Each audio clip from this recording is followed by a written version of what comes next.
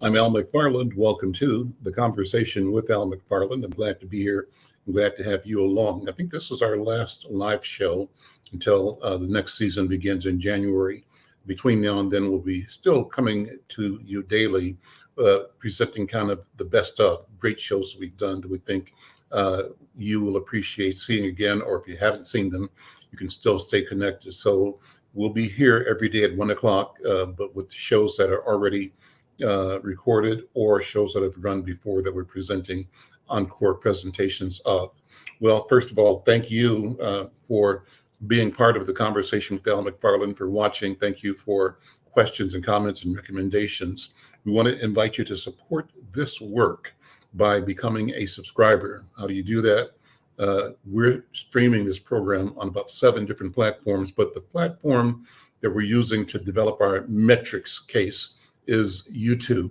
So to be a member, to be a subscriber, go to YouTube Insight News MN, YouTube/Insight News MN. And there you have the opportunity to subscribe, to like, and to share. Do all 3. We're north of 500 subscribers now. Our goal is to get 1,000. And the journey of 1,000 subscribers begins with a single one. And hopefully you'll be the one today that is our subscriber, and the next person to you, and the next person to you, the next person to you. We want to build this up. Well, on Thursdays, we have a chance to talk with authors, people in the book business, the book craft. And today, we're pleased to have Brother Darrow Fowler, who's an author who grew up in Chicago. To bring him on, I'm going to bring on my co-host today, and that is W.D. Foster Graham. Brother Graham is the book review editor for Insight News, his stories you see every week, and he's made a passion of elevating Black creativity, Black writers, Black novelists, Black storytellers, and Black producers. The idea is that we have so much to say, it's so important, and we must say it and we must share it. And then we as community must engage, purchase, buy, support, talk about the creative output of our people, of our genius. Well, WD, brother, how you doing, man? Good to see you. Good to see you too again, Al, and it's great to be here. And we'll remind people that you and I did a special show yesterday where it was me interviewing you for the hour as opposed to you co-hosting, but I interviewed you about the upcoming new book that you're working on that will be out in the spring. And what a wonderful interview. If you missed it, go back on YouTube and click on yesterday's interview, me interviewing W.D. Foster Graham on his upcoming new book. But let me have you introduce our guest today and tell us how you came across this brother, this gentleman, and let's get into his book. Well, it's my pleasure, Al. Now, I met Darrow Fowler actually at the Minnesota Black Authors Expo that was held in October. And so I was showcasing my work and he was showcasing his, and we got to talking, and I was definitely intrigued by his book. So just to give you a little information, he grew up on the south side of Chicago, as Al mentioned. He attended Catholic schools, and it was during this time that he developed a love of writing. And after graduating from college, he taught school and coached basketball. Moving to northern Wisconsin, he got married, and he loves to play chess, paint, and spend time with family and friends. So it is my great pleasure and privilege to introduce my brother, Darrow Fowler. Hey, Brother Darrow, how you doing, man? How you doing, Mr. McFarland? They call me Al. I'm doing well. Good to see you. Thank you for being on the program. Let's jump right in and talk about your book. A few years back, got a chance to do some writing. Writing has always been a passion of mine. I've been writing since high school, really. Basically, I got off into it in college. I really started to pursue it. This book is titled Memoirs of a Slave. This book, it came about as an honor to my late mother. My mother's name was Mary Lou. So the main character's name is Mary Lou. And when you talk about the dyes, well, back during slavery, you had to take slave owner's name. So my mother's maiden name is Di. So the book has got all kinds of family connotations involved in it. And I wrote the book to honor her. She passed some time back, but I wanted people to remember her, and I wanted people to know the type of woman she was. She was a very prayerful lady. She was in church all the time, and she raised me that way. So my grandfather was a preacher, and his dad was a preacher and a former slave. So we grew up. If you know anything about the Southern Baptist Church, you grew up in the church Monday through Friday, Sundays all day. So background, I grew up in. So I started writing this book, and slavery was such a big point in question. And did you know your grandfather's father? No, I didn't. You hadn't met him, okay. I knew my grandfather very well. Okay. Yeah. I asked because I got a photograph behind me of my grandmother's mother. Okay. And I'm in the picture too. I'm 5 years old. And my grandmother's mother, like your grandfather's father, born the property of other human beings. Wow. My great grandma was a slave, and I knew her, and talk about how I spent time with her where they were sharecroppers in Mississippi. And she had corrected me because I was sticking my hand into a cotton barrel, and she hit me with a spoon saying, "Get your hand out of there because it could be a snake in there." I just remember that. What I remember is being loved by somebody, and then realizing as an adult just a few years ago, this person who loved me, who knew me, who I knew when she was born a slave, enslaved. So that's an aside, but go ahead. Yeah, that's it. We're not really that far removed. Yeah, no. Maybe right. 2 or 3 generations for some of them. That's the point. That's it. And they tell us to get over it. I can't get over it. I'm not getting over it. Exactly. So go ahead, brother. Go ahead. Yes. Basis on the spiritual side of this, and what I mean by spiritual side, when you can think of the inhumanity of slavery, the brutal beatings, the lynchings, the rape, the horrors go on and on. Mm-hmm. But then there's a spiritual side. Now think about, well, how did we as a people handle this type of trauma, handle this type of drama? Because, after slavery, there was no counseling. You didn't go to counseling. You didn't go to therapy about it. Nobody said, well, you got to go to therapy for, because slave. No, they just said, well, you free now, go ahead on about your business. Mm. How did we handle it? We handled it through prayer. So prayer was our life. Mm-hmm. Prayer was our weapon. Prayer was our focus. Whenever something went wrong, what did we do? We prayed about it. Prayed about it. We prayed about it, and we cried and we prayed. So this book is about a young lady born in slavery during a summer thunderstorm. She was in a prayer shack out in the country. In most states, they didn't allow you to pray with the white folks, so they would put you, you can do, but they didn't allow you to work either. So you went out on Sunday and you prayed in the prayer shack. So this particular praying with her family, and it was a summer thunderstorm, and then lightning struck. It started raining, started thundering and lightning, and she got afraid and she ran out. She was a fat girl, a bigger girl, I should say. And so the other kids ran off and left her, and she was struck by lightning. Well, when she was struck by lightning, she was infused with the Gospels. So she knew the whole Bible backwards and forwards. She was unconscious for a while, total of 3 months or so. And when she awakened, she knew everything about, that you can talk about the Bible.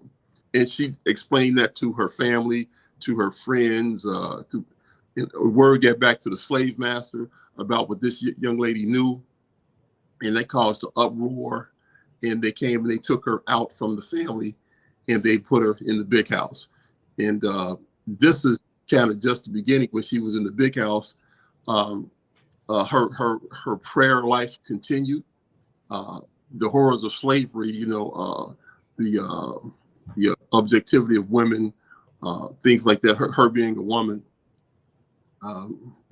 just the total brutality of owning one human being, and the total brutality but none of it really touched her.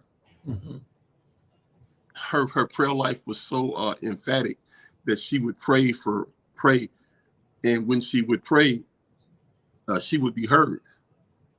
What I mean by heard is the angels would hear her, and they would activate through her. And she was given specific gifts through her faith and through her prayer. When the lightning struck and she was infused with the Gospels and she was infused with the Holy Spirit, there was one incident in the book where the slave owner's son had died. He was bitten by a snake, and when he was bitten by the snake,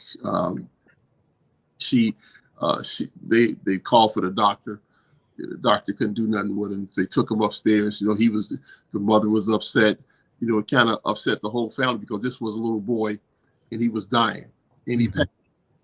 So with Mary Lou, what she did is she found a liking for this young boy. He was mischievous, as all little boys are, and he was kind of annoying to her, but she loved him, and so she went upstairs and she prayed for him. She prayed over him.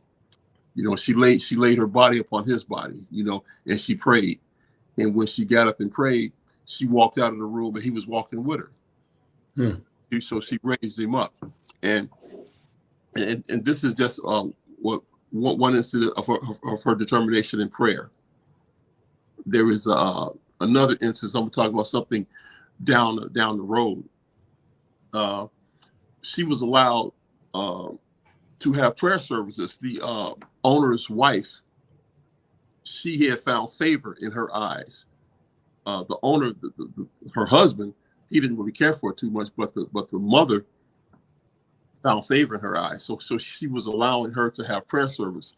So one afternoon, she was praying in the barn, and there was a group of men who had discovered that she had special gifts, and they were determined to kill her. And so what they did was they wait till everybody get in the barn, everybody started praying. So they locked the doors and they set the barn on fire. Well, during this particular prayer service, she started praying again, and she prayed. As a matter of fact, she was leading the prayer service. When she started praying, there was a thunderstorm outside. The lightning struck, and as she was praying, 3 angels just started walking up to the barn. They was walking up to the barn in human form. They looked like slaves, but they weren't slaves. They were angelic beings. And they opened up the doors, and they came in, and they walked all the slaves out of the barn without the smell of smoke or any. No one got harmed or anything. And so, just like there was angelic beings helping her, there was also demonic spirits as well. When the men who were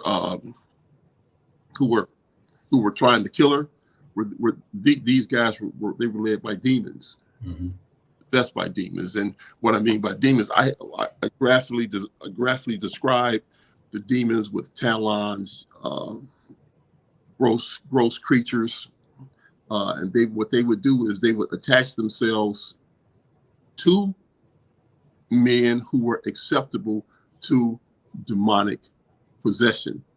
If they would get into their spirit and get into their mind and get into their psyche, and they would make them do certain things or act a certain way. So these demonic forces were inherently evil. So when I talk about this, I'm talking about the aspect of slavery in a whole. When you think about slavery, you think about the brutality where one human being is going to subjugate another human being, is going to commit all types of horrific harm and try to destroy that person's mind, body, and spirit for their pleasure or for work or for gain or for whatever. You talk about, well, what type of spirit did this person have? Growing up in the spiritual family, I know that we are spiritual beings. Being a spiritual being means that we are acceptable to everybody don't have to believe this. This is just, like I said, this is just a fiction. This is a fictional book. We are just acceptable to spirits. Before you continue, you making that disclaimer, this is a fictional book, but it sounds like you telling me a story that you didn't seen. I mean, the way you telling the story is fascinating. Number one, you telling the story about the story, right? And the way you telling the story is powerful and clear. And I'm sitting there saying, this brother's just describing stuff he's seen, right? And describing it to a T. And every time you describe something, it reminds me of something in my life or in my family story. So that's why this is so rich. So go ahead. I interrupted you, but you on point, man. Most definitely. They just cut me off because I'm good. I don't want to talk too much because I know. No, you go ahead. Go ahead. This is great. Okay. And so what I'm talking about a spiritual aspect, we're spiritual beings, but we are susceptible to both good and evil as is all creatures. So when I put in the demonic forces, I put demonic forces who would actually real demons who would attack human beings, and they would lash themselves onto the back of their neck, onto their back, and it would make them do certain things, make them commit murder, make them commit mayhem, make them rape, make them do all types of atrocities, make them want to keep the form of slavery going, because that can subjugate and hurt other people. So I attached the demonic forces to the Southerners who wanted to keep slavery going and to keep that way of life going and to keep people into subjugation under their will. So that's kind of a basic premise of the novel that I attributed to the slaves, a prayerful lifestyle who would pray their way through this. The slaves really didn't have any power. They couldn't fight back. They had no money. They had no weapons. They had no freedom.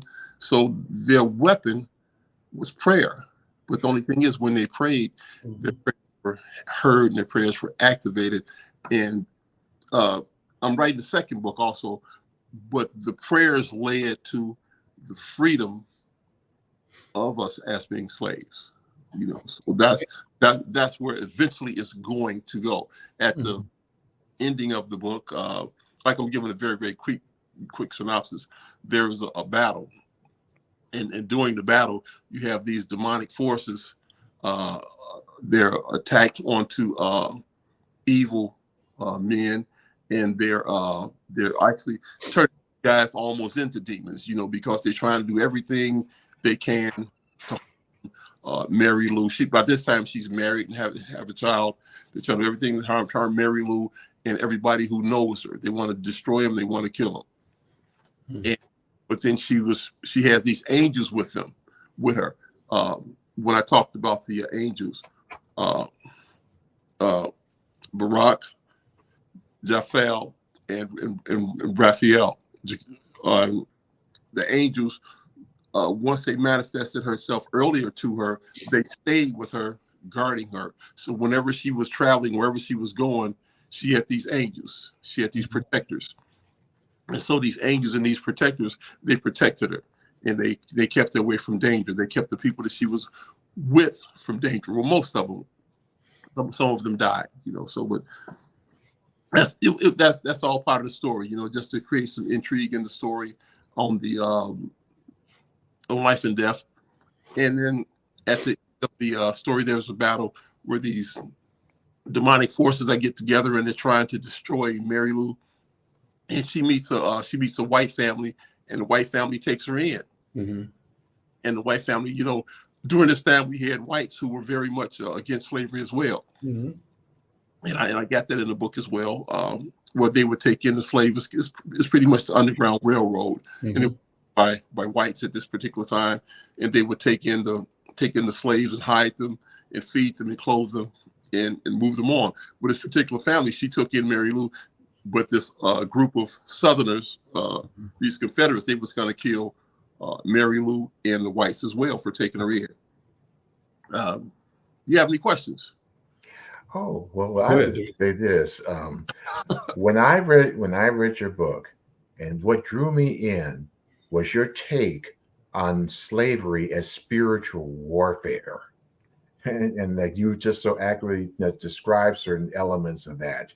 So what inspired, I know, given your your history, what's the thing that inspired you to do this particular take? Because this is very different from other books I've read, either fictional or non-fictional, when it comes to the institution of slavery. What really inspired me to write this book was I just got to thinking about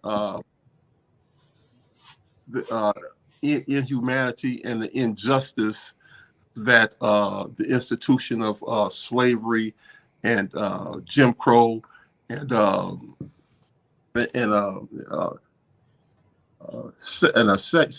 segregation, all these things led to the concept of a good and evil perspective, because any rational, loving, caring human being, you don't really want to harm someone like that. You don't want to hurt them. You don't want to dismantle them. I'm currently reading a book. It's called Without Sanctuary. Are you guys familiar with that? I'm not. Well, Without Sanctuary is about the aftermath of slavery. It's during the post-slavery time. It's during the Reconstruction time. During the Reconstruction time was most lynchings in American history. During the Reconstruction, so after you were a slave, and you say, "Well, let's free these people." So they got free. Then when they got free, they really didn't give you too much. You left with clothes on your back, and then you left. And if you did leave, or either something they kept you, then they made you sharecrop. Now, that was a form of slavery in a way. But after this Reconstruction period, what they did was they started hanging you. They hung you, they burned you, they cut your genitals off, they sold them in stores. It was a brutal period. Like the first few years of Reconstruction, you had some people maybe running for senators and Congress. They were starting stores. You had Black Wall Street in Tulsa. Then after that, the hanging started. Like, okay, wait a second now. You kind of rising up. Now we're gonna stop all of that. Now let's change this. So that's what happened. And so the brutality of this thing, I think it affected me. So in looking at it, and then I look at the way our children, our children and the way society is, what has affected us more. There's a thing called post-slavery syndrome. Post-slavery syndrome is that, well, because after slavery happened, you didn't get a chance to go to the psychiatrist, you didn't get therapy, you didn't get a chance to get any help, and for 350 years you've been treated like an animal, pretty much. We're gonna free you, and you're supposed to do good. Well, some of the slaves, like I said, with their dignity and their prayer life, they were strong enough to move on. It's like we are literally miracles. We're supposed to be here, or even have saying our body. We're supposed to be like crazy because of what our experience, but because of, I think, prayer life. And what I mean by prayer life, I mean by angels being activated, by spiritual forces coming to our benefit, to our aid, when none of us should have been here. But then there's something else on the other side that was helping us. So that's kind of what led me to write this book here, trying to show the spiritual aspect of this. Would you call the book historical fiction or sci-fi or like fantasy in as much as you dwell on the spiritual side? I think it's a historical fiction because when I had first written the book, I'll let people read it. I say, well, read this and take a look at it. And a lot of them thought it was factual. Mm-hmm. They said, well, did this actually happen? I said, no, that's all. And so what the characters are real. Mm-hmm. If you was to ask me who the character was, the characters are all real in the book. Mm-hmm. The story is all fiction. Mm-hmm. But it's a story that happened at the same time. Yes, sir. Yeah. And that goes back to what I was saying as you were reading or talking about it, I'm sitting here like hearing someone tell me what happened, and that's the power of the story that you're telling, because it relates to everybody. For example, you talked about when the enemies were trying to kill the woman and the people that were gathered in the barn. It brought me back to a story I grew up with where a man that was strong and wouldn't take low was being chased by some white people. So my mother's side is Mississippi, from the not Greenwood, Yazoo, Sunflower area of Mississippi, the Delta. And they talked about how this guy they were hunting ran into a barn, and they said, let's burn the barn down. And they set fire to the barn, and one of the animal ran out of the barn, not a human, in the shape of a pig, right? And they looked, no man, they said, it must have been that pig. And they went to the field where they saw the pig go and tried to push through and beat down these crops or whatever, where the animal might have been hiding, and then saw another animal run out of that and go into the water, a snake. And the story is about shape-shifting, how people were able to respond to the imminent threat all the time of people trying to kill us, right? That was one thought I had. So let me ask you then, as you did the research to write the story, how did these images and ideas come to you? How did these stories, because you seem to be vivid in describing, what happened. How did that vividness appear in your mind that allowed you to put idea, picture to pen? Indeed.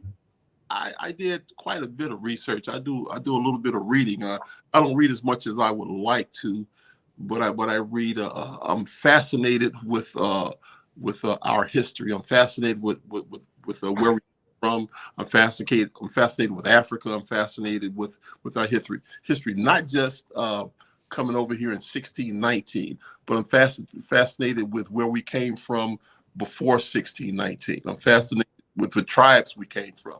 So, and I'm fascinated with all of that. And the story of the introduction of the story really came to me in a dream. The introduction of the book. I'm going to take you way back. I know I'm all over the place. That's fine. I mean, if you want to read it, you're welcome to. Yeah. Oh, you have it handy? I have it handy, but I know it. Okay, just tell it. Okay, tell it. Okay. The introduction of the book begins when she's dead, and she's laying in an above ground tomb, and her husband and her 3 children are laying next to her. Now, as her husband and 3 children are laying next to her, she awakes from the dead. When she wakes up, she walks around the graveyard, and she sees that she's in the graveyard. And for her, she's just been sleeping. So no, she sees angels. And she sees angels with full lift gowns on. As she sees these angels, she's looking what angels are doing, and the angels are looking for her. Mm-hmm. Angels are looking for her. They kind of where she's at, then they all go to her. And as they go to her, she's afraid. She starts running. and she runs as fast as she can, but she can't outrun them. So when they eventually catch her, they bring her to a clear and they put her on a cross similar to the one that Christ died on, that Jesus died on, and her on the cross. When they cross, is very painful. She's very in lots of pain, and at cross, she sees other people who she's known throughout her life. She sees her friends, family members that have died. She's seen people that she affected through her life, and these people are coming through her. They're coming up to her, and they're changing, and they're turning in the light. They're going through her. Now, each time these souls go through her is very painful. So she's hurting when a soul goes through her, and she's still on the cross, and she's looking, but the pain it's not a hurtful pain, but it's painful. That all this pain is because of she's helping these people, and the time that she spent caring and loving these people, the determination in her heart to do good for these people, to make their life meaningful. And so, lastly, her husband and her 3 children, and after she was taken into heaven. So this is the beginning of the book. Then after this, then the book ends in 1836. Then it starts to tell her story on how things happen in this way. Okay, that's fascinating. What is your story, brother? What's your family story? Where are you from?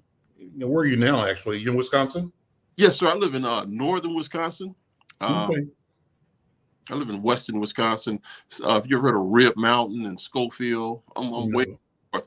I'm not as far as Mr. Foster Graham, as far as Minnesota. He's more west. I'm more to the Green Bay to Lambeau Field. Okay, I'm in Minnesota. Right. So we're both here in Minnesota. Yeah. Right. I don't know Wisconsin that much anyway, besides Milwaukee and Madison, places like that I've heard about. Where's your family from? Where are you from? Where were you born? I was born in Chicago, South Side Chicago. My mom is from, my father's from Mississippi. My grandfather's from Tennessee.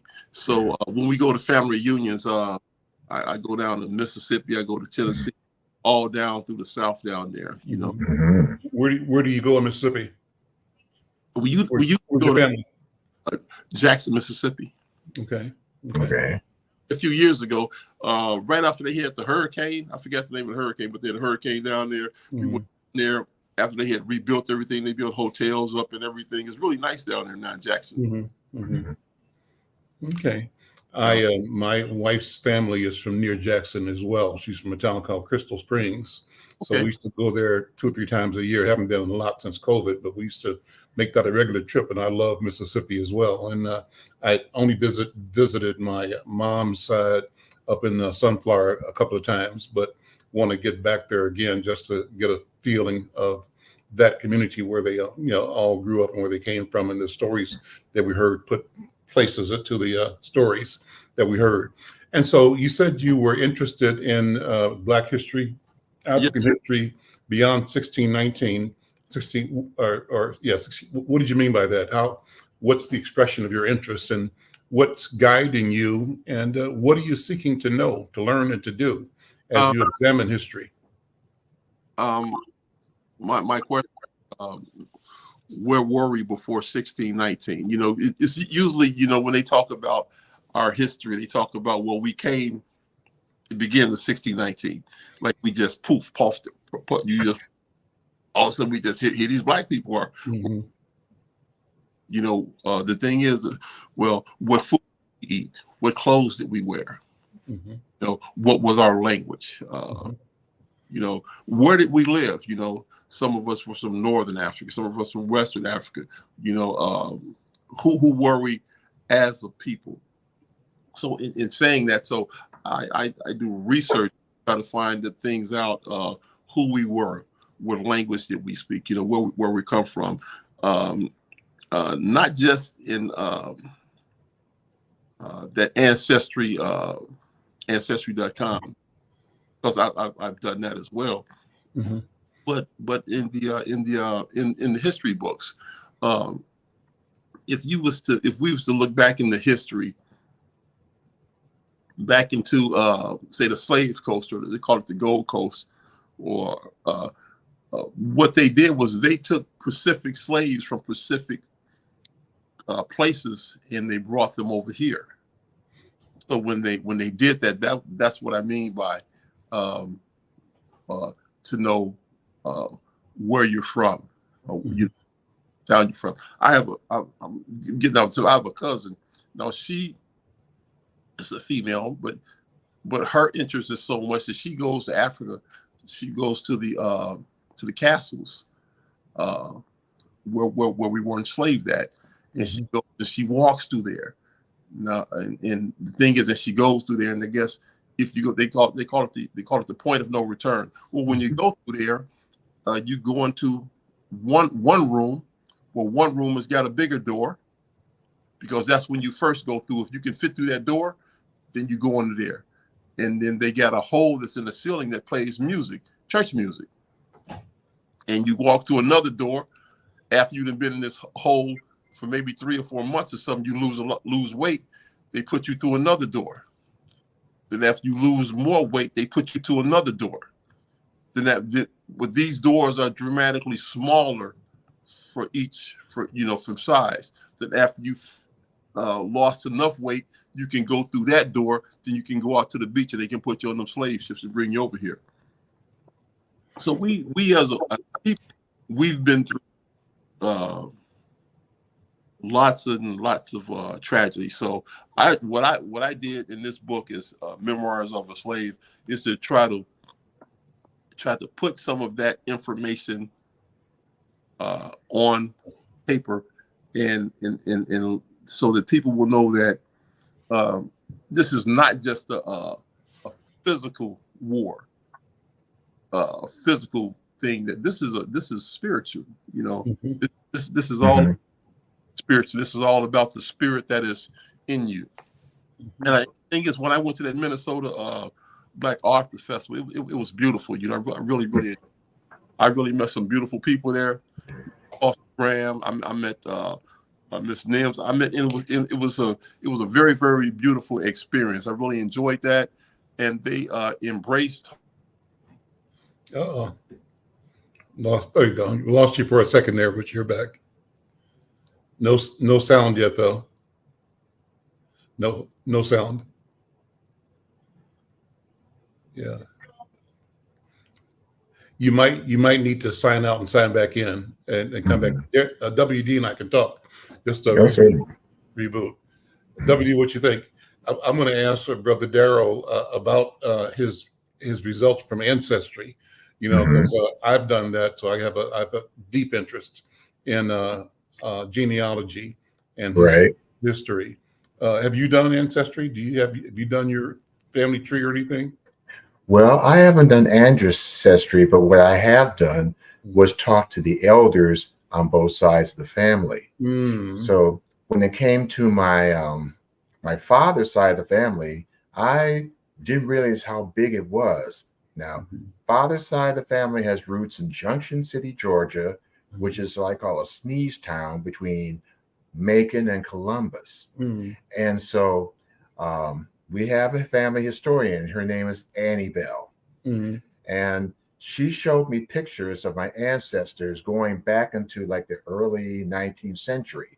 So what I was seeing was not only the African roots, but my Native American roots, because I had Cherokee blood as well. And when the further back you went, the more prominent it was. So on my dad's side of the family, my African roots go back to what is now known as Ghana. And now on my mother's side of the family, since that took a little bit more time, because my grandmother she was an only child. And so her roots go back to a little place called Horse Cave, Kentucky. And so because a lot of the records were burned in the courthouse fire back in the 20s, we had, it took a little bit more doing to locate them so far as archives, but we connected up with people on my mother's side of the family. And so the roots on her side of the family go back to Nigeria. Now, one of the reasons my complexion is as light as it is because my grandmother was biracial. Mm-hmm. And so, but if I looked at my great grandmother, you can see she is just that beautiful, rich, very dark skin that would come from Nigeria. Mm-hmm. So those were kind of the ancestries that I've been able to trace from both sides of my family and stuff.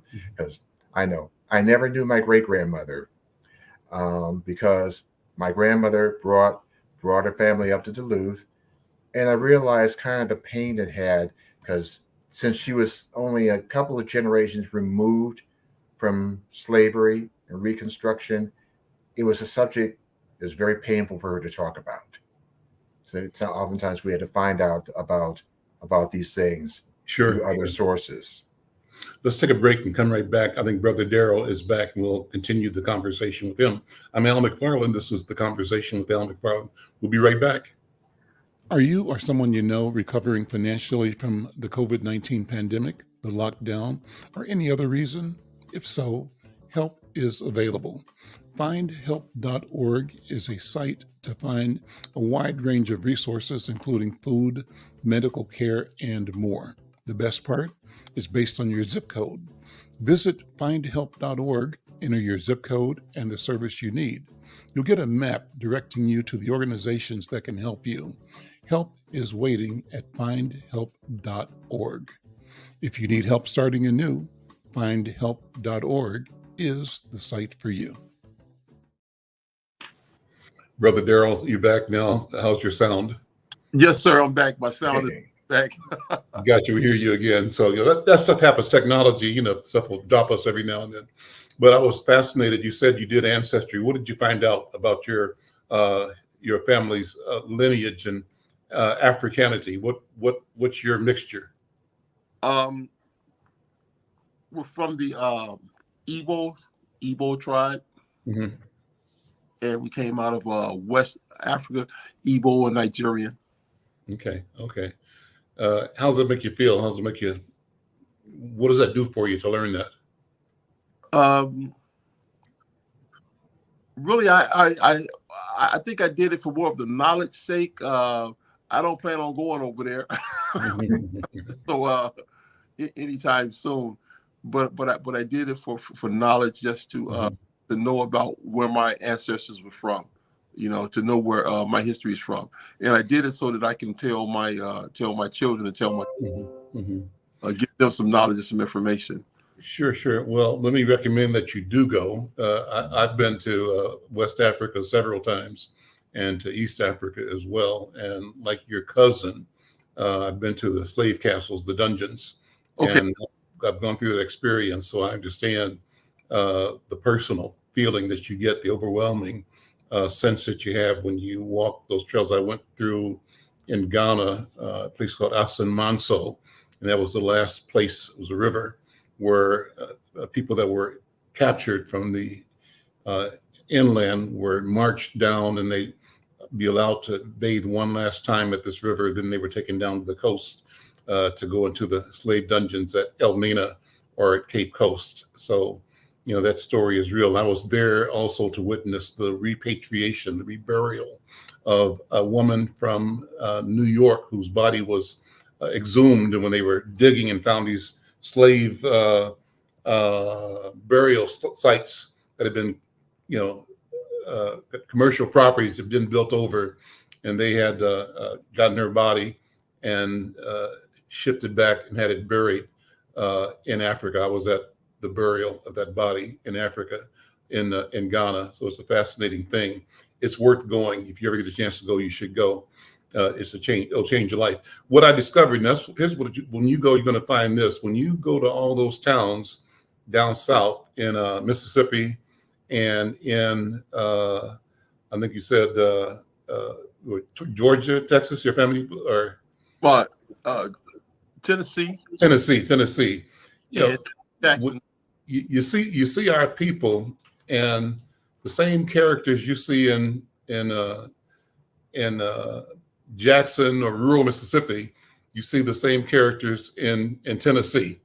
You know, we doing the same thing. Somebody's going to be serious and spiritual. Somebody's going to be a joker, somebody a prankster. Somebody's going to be a hard worker. Somebody's going to be a crook.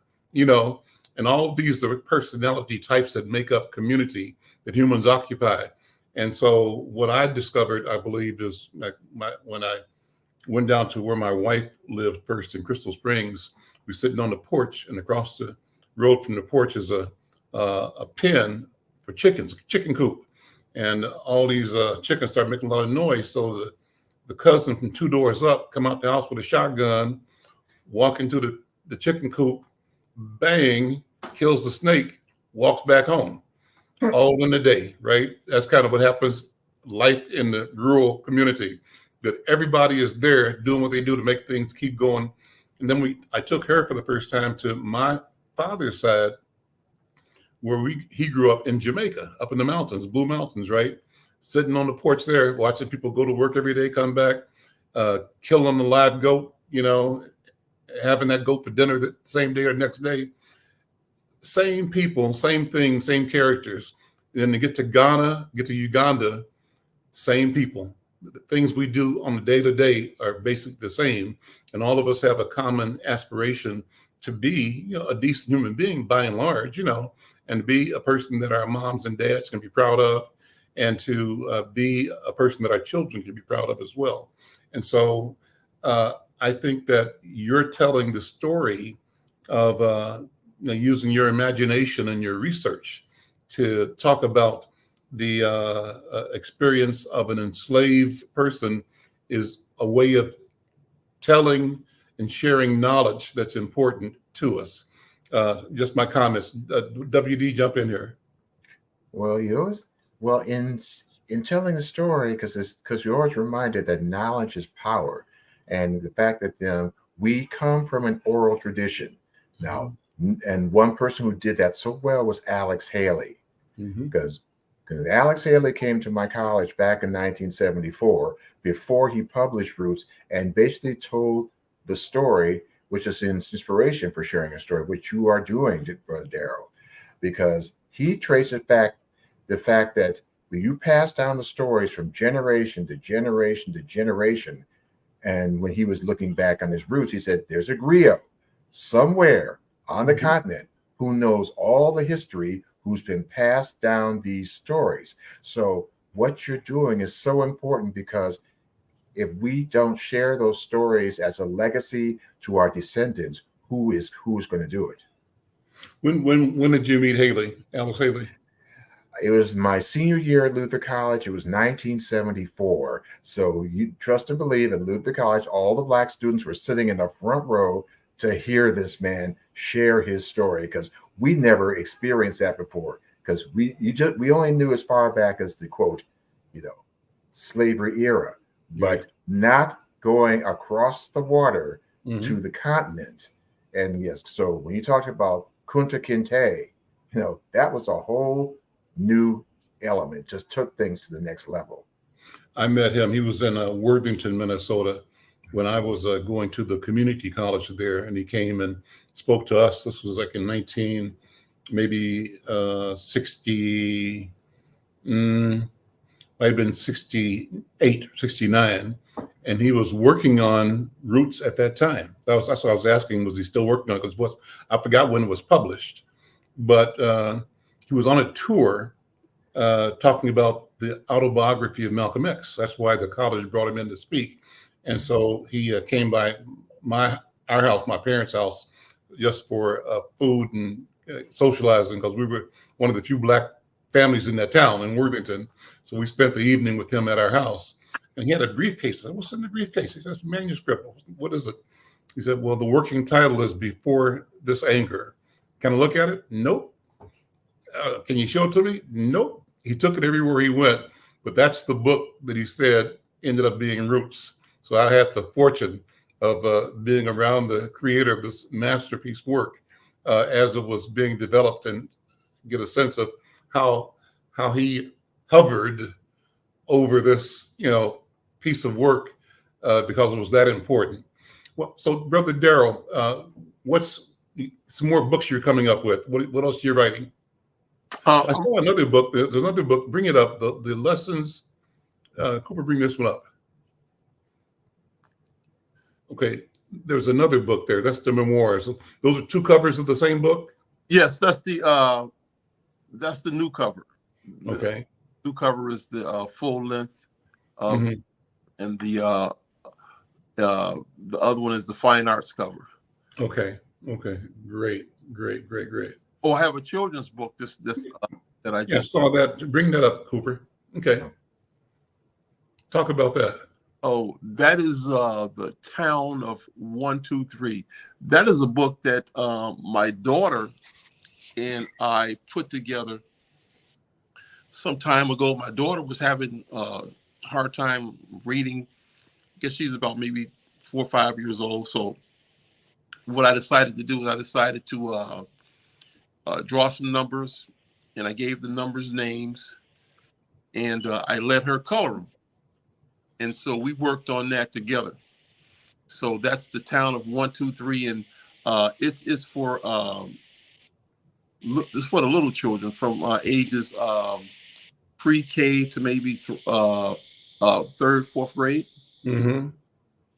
It would teach them basically how it's got a reading book in there, is basic math, addition and subtraction, and then it's got a coloring book in the back of it. And behind the coloring book, I'm adding the alphabet. Okay. How the kids can trace the alphabet and to write in cursive as well. I found the other day that they took cursive writing out of schools, and I was like amazed. They took cursive writing out, so the kids nowadays in the inner cities don't know how to read cursive. Mm-hmm. I didn't know that. I was like amazing. So I have to put that back in there. so I came up to get that back in there. But supposedly they're supposed to be putting it back in schools within the next year or so. Mm-hmm. Yeah, you're a teacher now, or you were a teacher? I was a teacher. I worked for 10 years in the Chicago public school system in Archdiocese, and then moved into North Wisconsin. And right now I work in the manufacturing area. I have a degree in design as well as what I was a teacher, and we build the superstructures. But we built the football stadium in Minnesota. Oh, really? Okay. Okay. Yeah. So we build those things. We build the structure of that. So I'm in the manufacturing area right now. Okay. What are your next plans? You got 2 books down. You got more in the works. What's your talk about bringing products to market? How difficult or how rewarding is it? What's your strategy to get these books known? And I want you to also tell people, to invite people to buy your books. Because that's what the whole point of this conversation is. We need to buy from each other and buy our work. So yeah. What I've been told is that writers are not good sellers. Okay. So you can put 2 books together, but for some reason we just can't sell them. Maybe true, because when I'm trying to market my book, to get it out in the market, to go to book festivals, I have a marketing on Amazon. What I would to keep this going, keep going with, never give in, just keep pushing forward. That's my goal. It's to sell as many books as possible. Like with this Memoirs of a Slave, it's a novel. It's my first novel. My second novel is going to be Memoirs of a Slave 2. It's going to be Memoirs of a Slave Bo. I'm putting her husband with Mary Lou get married in the book, so she's going to marry. So the book is pretty much going to be about her husband is going to be taking the reign. Pretty much. This book is written. The first book is written in a female perspective, because I wanted to, like I said before, I wanted to show and during this particular time, doing slavery, a lot of the black women took the lead. You know, they took the lead because they was they were so brutal towards the men. So the black men kind of lay in the background. We had to be. They tried to raise us to be strong and not too bright, which that's changed. Well, strong and also stay alive. Yeah. If you revealed your true self, what you did is make yourself a candidate for murder, hanging, lynching, or being made an example to create fear in other Africans that are enslaved. But even despite that, the truth of the matter, and this is why it's important that you and WD and I write books to discover the resilience and the strategies and the presence of spirit, right, that enabled us to survive the unspeakable horror of human enslavement, and to look at it and show how we have come through that. I can't say undamaged. We are damaged. We have been damaged, right? But still we come through this, changing the idea of being damaged to the idea of being tempered. We've been formed into something new that's bigger and better and stronger, and that is purposeful, and that we simply have to keep telling the story about the power of perseverance and articulate some kind of reason why. What is the mission of our people in the human family? And is it something to do with redemption, with restoration, with demonstrating the principle of regeneration through, again, the most difficult of circumstances and events in history? So I say to you, brother, keep writing, keep writing, keep telling the story, keep going into both history, but going into your mind and your imagination and your spirit, because I'm sure that as you write, you are being accompanied by a director that's guiding your thoughts in your hand and your pen or your typewriter. And you probably are as fascinated by what you're doing as the reader will be when he or she reads what you're doing. I think you're discovering it as you go. I don't know if that makes any sense or not. You're 100% right. When I do put it to pen and paper, I've used outlines before.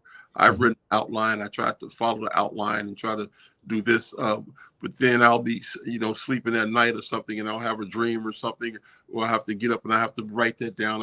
Then all of a sudden that comes into the story. So I think I'm a very creative type of individual. So I love to create and I love to tell stories. If I got an ear, if somebody's going to listen, then I can tell them a good story. And hopefully it'll capture their hearts and capture their minds, so that they can learn something from it. The spiritual aspect of this book, I think, is something that hasn't been told before. When a lot of people think about it, they think about, it was just for economic gain. It was just because you guys were animals, or you guys were 3/5 of a man. But it wasn't that at all. We were rulers, we were architects, we were engineers, we were farmers. We were doing lots of things over there. We were warriors, and so it's another completely aspect of slavery that I think most people have never even conceived or thought about. The spiritual aspect of it, of basically of God's people fighting against demonic forces. There you go. I think that's a mic drop. I'm gonna close it right there. Brother Darrow, thank you. Brother Darrow Fowler, thank you so much. Good to meet you, man. And Brother WD, as always, we'll keep having these robust conversations. We'll talk to you later. I'm Al McFarland. Bye-bye. Bye. Thanks for having me. Yes, sir.